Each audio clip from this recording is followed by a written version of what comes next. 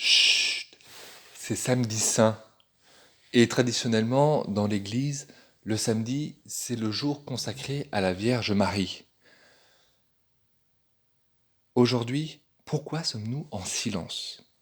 Parce que hier, nous avons revécu la mort du Christ sur la croix. Et de même, dans les Écritures, dans les Évangiles, nous avons un énorme silence.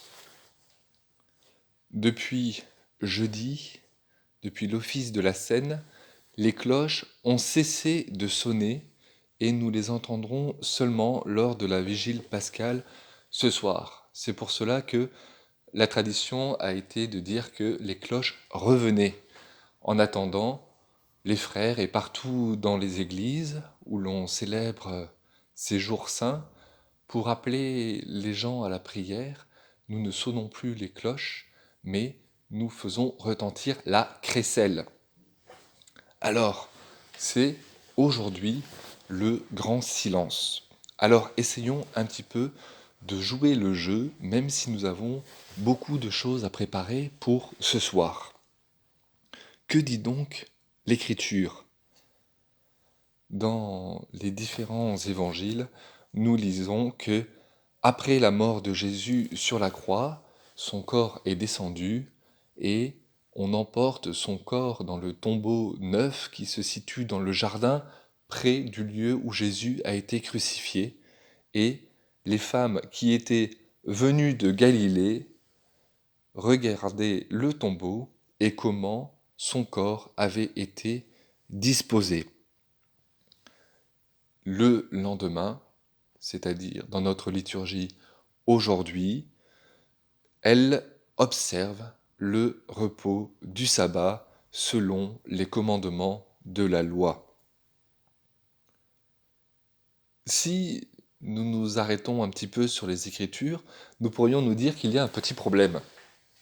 Parce que les évangiles mettent en avant le fait que nous ignorons un petit peu quel jour s'est passé quelle chose. Ce dont nous sommes sûrs, c'est que Jésus a été crucifié la veille du grand jour de la fête de Pâques et qu'il fallait donc se préparer parce que le sabbat allait commencer.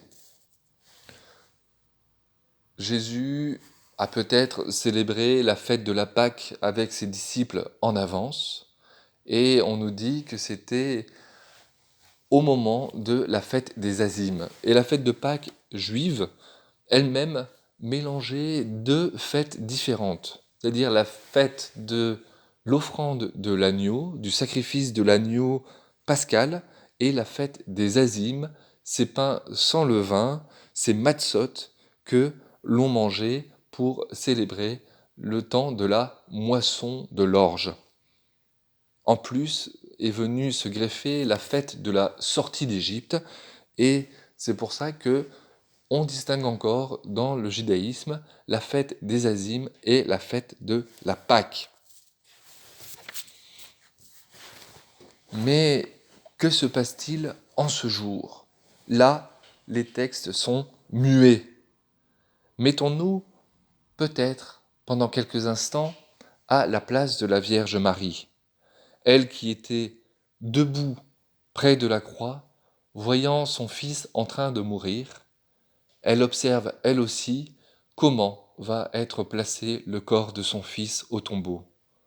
Elle a reçu un nouveau fils, Saint Jean, et elle devient donc mère à nouveau d'une manière différente.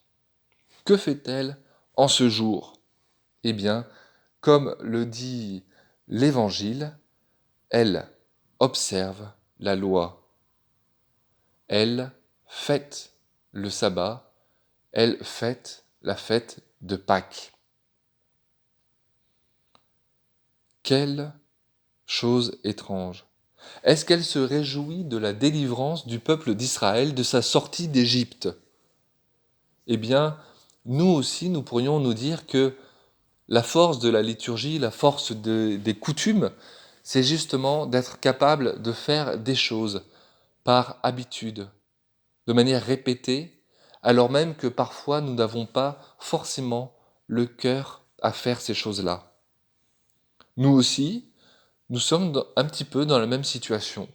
Nous devons nous réjouir de la fête de Pâques, de la résurrection du Christ, alors même que nous sommes dans une situation d'isolement les uns des autres. La Vierge Marie, elle aussi, était seule au pied de la croix.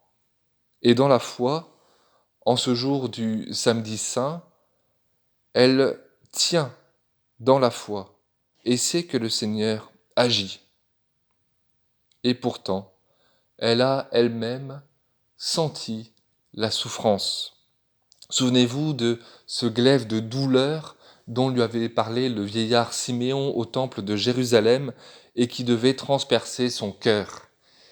Eh bien, nous pouvons, nous aussi, en ces temps, ressentir une certaine souffrance.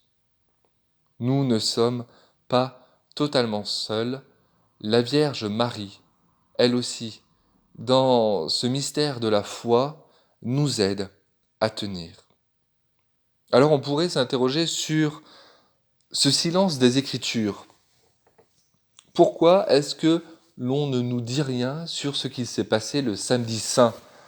Le corps de Jésus est mis au tombeau et nous nous retrouvons le jour de la résurrection au tombeau avec les femmes qui viennent pour s'occuper du corps de Jésus. On sait seulement que les grands prêtres et les pharisiens sont venus en ce samedi voir Pilate pour lui demander de mettre en place une garde au tombeau pour éviter que les disciples de Jésus ne viennent chercher son corps. Autrement, nous ne savons rien, c'est jour de fête dans le judaïsme, puisque c'est la grande fête de Pâques et qui tombe aussi cette année-là, un sabbat. Eh bien, très souvent dans l'Écriture, on voit que les hommes appellent Dieu à se manifester, à faire entendre sa voix, à agir. Mais nous savons que ce n'est pas notre volonté qui doit s'accomplir, mais c'est bien la volonté de Dieu. Si l'on trouve des silences, si l'on trouve des choses qui ne sont pas dites dans les Écritures, cela montre bien qu'il y a quelque chose à comprendre. Ce silence n'est pas une négation, au contraire, elle est une manière de dire quelque chose de manière différente. Nous avons comme une ellipse narrative. Que s'est-il passé ce samedi-là ? Eh bien, on pourrait justement imaginer que, alors même que la Vierge Marie, les disciples, sont dans une certaine souffrance, une certaine crainte après la mort du Christ, eh bien, justement, cela est mis sous silence. Cette douleur va être comme effacée.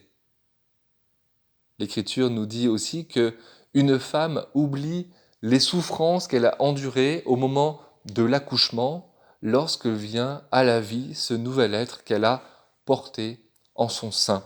Et bien de la même manière, si l'Écriture se tait autant sur ce qu'il s'est passé le samedi saint, c'est parce que toute la lumière doit être mise sur la joie de la résurrection, sur la joie de la libération de toute l'humanité du lieu d'enfermement où elle se trouvait. Alors, dans la tradition des pères, nous avons quelques textes qui nous parlent de la descente de Jésus aux enfers. Ce matin, justement, nous lisions au cours de l'Office des Ténèbres ce texte magnifique qui imagine Jésus qui se retrouve face à Adam, ce texte du pseudo-Épiphane de Salamine que vous pouvez trouver assez facilement sur Internet. Eh bien, justement, il y a eu beaucoup de textes écrits pour imaginer comment Jésus est venu nous sauver dans la mort. Alors, même si nous sommes encore dans les douleurs de l'enfantement, même si nous sommes encore dans les douleurs de l'isolement, nous savons que le Christ va venir nous sauver. Nous savons qu'un jour, ces temps seront finis. En attendant, il nous faut les supporter dans la patience et dans la foi, en sachant et en tenant de manière ferme et sûre que Dieu va venir et va agir pour nous. Bonne fête de Pâques à tous.